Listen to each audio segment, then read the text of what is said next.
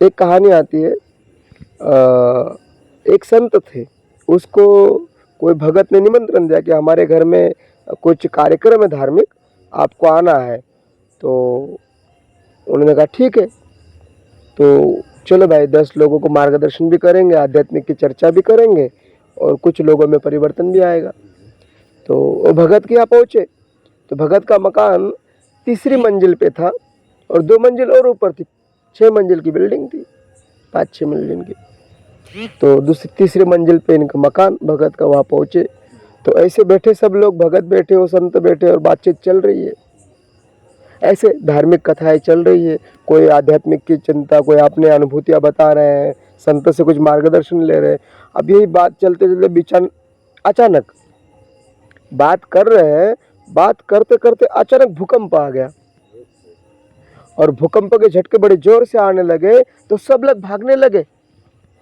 कोई नीचे भाग रहा है कि चलो भाई नीचे वहाँ कहाँ जहाँ, कोई ऊपर भाग रहा है दूसरे मंजिल पे, कोई नीचे पहली मंजिल पे भाग रहा है। सब भागे जा रहे हैं, भागो भागो कर रहे, सब भगदड़ मची।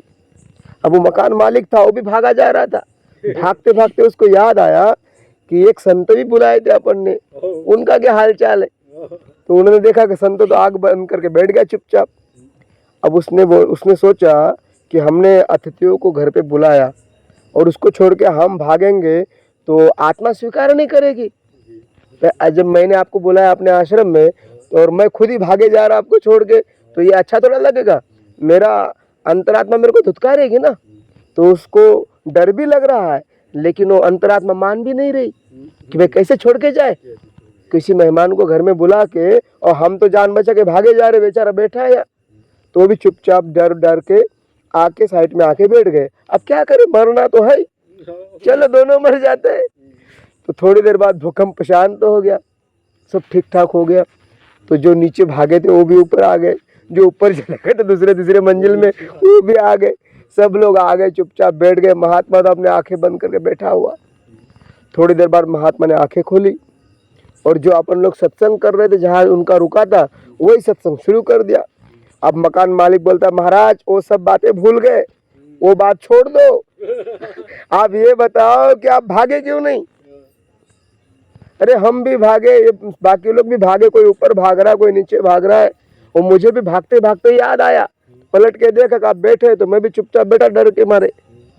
आप क्यों नहीं भागे। और महात्मा बोलता, भागा तो मैं भी था, भागा तो मैं भी था, डर तो मुझे भी लगा, लेकिन मैं भीतर भागा और तुम लोग बाहर भागे। अब बाहर कहाँ तक भागोगे, नीचे जाओगे वहां भी भूकंप, ऊपर जाओगे वहां भी भूकंप। लेकिन मैंने अपने भीतर ऐसी अंतरात्मा में ऐसी एक जगह ढूंढ लिया अपने भीतर, जहाँ कोई भूकंप नहीं, जहाँ कोई टेंशन नहीं।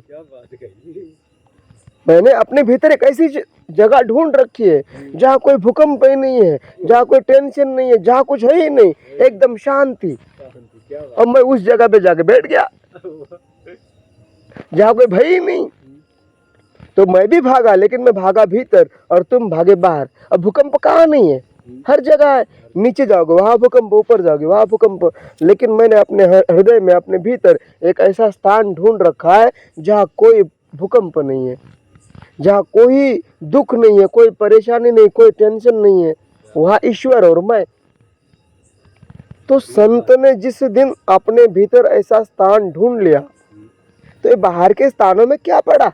आप तो गटर में भी रह लो, आप तो सोने के महल में भी रह लो, क्योंकि अपने भीतर आपने एक ऐसे स्थान ढूंढ रखा है जहाँ कोई टेंशन नहीं, कोई परेशानी नहीं, कोई प्रॉब्लम नहीं। तो आपको डर किस बात का।